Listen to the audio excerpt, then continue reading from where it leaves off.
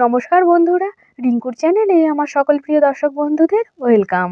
একটা পদেই বাজিমাত। আমার আজকের রেসিপি সবজি দিয়ে মুসুর ডাল। আপনারা তো অনেকেই ভেজ মুগের ডাল খেয়েছেন, একবার এই সবজি দিয়ে মুসুর ডাল বানিয়ে দেখুন। এক তরকারি দিয়েই ভাত কিংবা রুটি অনায়াসেই ফিনিশ হয়ে যাবে।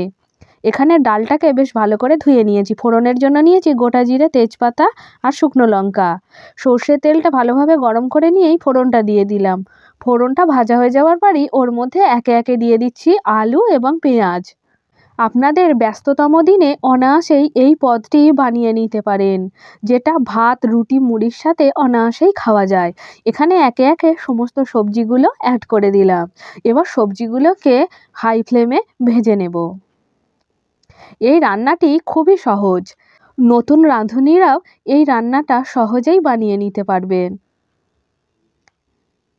এই সব কিছুকে 5 থেকে 6 মিনিট সময় ধরে ভেজে নিয়েছি। এই পর্যায়ে অ্যাড করলাম স্বাদ মতো হলুদ গুঁড়ো আর দিয়ে দেব কয়েকটা চেরা কাঁচা লঙ্কা আর টমেটো কুচি। আপনারা যদি এখনও এই পদটি বানিয়ে না থাকেন, আমার এই রেসিপিটা দেখে একবার ট্রাই করুন। কথা দিচ্ছি আপনাদের সকলের ভীষণই ভালো লাগবে। হলুদের কাঁচা গন্ধ চলে যাওয়া পর্যন্ত মশলার সাথে সবজিটাকে কষিয়ে নেব। আর অবশ্যই গ্যাসের ফ্লেমটা হাইতে রেখেছি। 5 থেকে 6 মিনিট সময় ধরে সব কিছুকে নাড়াচাড়া করে নিয়েছি। এবার এই পর্যায়ে অ্যাড করছি আগে থেকে ধুয়ে রাখা মুসুর ডাল। এবার ডালের সাথে সবজিগুলো বেশ ভালোভাবে কষিয়ে নেব। এই সময় গ্যাসের ফ্লেমটা মিডিয়ামে রেখেছি। ডালটাকেও 2.5 থেকে 3 মিনিট সময় ধরে নাড়াচাড়া করে নেব। আপনি যদি আমার চ্যানেলে নতুন দর্শক বন্ধু হয়ে থাকেন, তাহলে প্লিজ চ্যানেলটিকে সাবস্ক্রাইব করে পাশে থাকার অনুরোধ রইল। এই পর্যায়ে অ্যাড করে দিচ্ছি আদা বাটা। এই পর্যায়ে দিয়ে দিচ্ছি স্বাদ মতো লবণ। এরপর অ্যাড করছি মটরশুঁটি। মটরশুঁটিটা শেষে যোগ করলাম, যাতে ডালের টেস্টটা ভীষণই ভালো আসবে। এবার 3 থেকে 4 মিনিট সময় ধরে লো ফ্লেমে নাড়াচাড়া করে নিচ্ছি।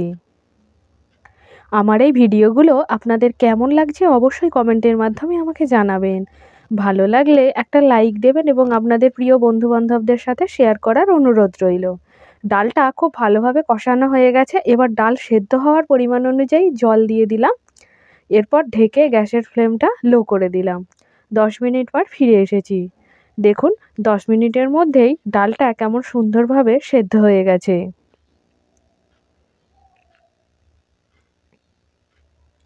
এইবার নাড়াচাড়া করে নিচ্ছি। আমার এই সহজ রেসিপিগুলো আপনাদের কেমন লাগছে অবশ্যই কমেন্টের মাধ্যমে জানানোর অনুরোধ রইল। এবার 5 থেকে 10 মিনিট ফুটিয়ে নিচ্ছি।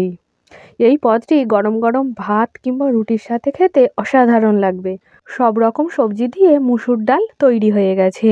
এবার আলাদা একটি পাত্রে নামিয়ে নিচ্ছি। আজকে এ পর্যন্তই। আবার দেখা হবে অন্য একটি পর্বে অন্য একটি নতুন রেসিপির সাথে। ততক্ষণ আপনারা সকলেই সুস্থ থাকবেন, সাবধানে থাকবেন, আমার পাশে থাকবেন। ধন্যবাদ।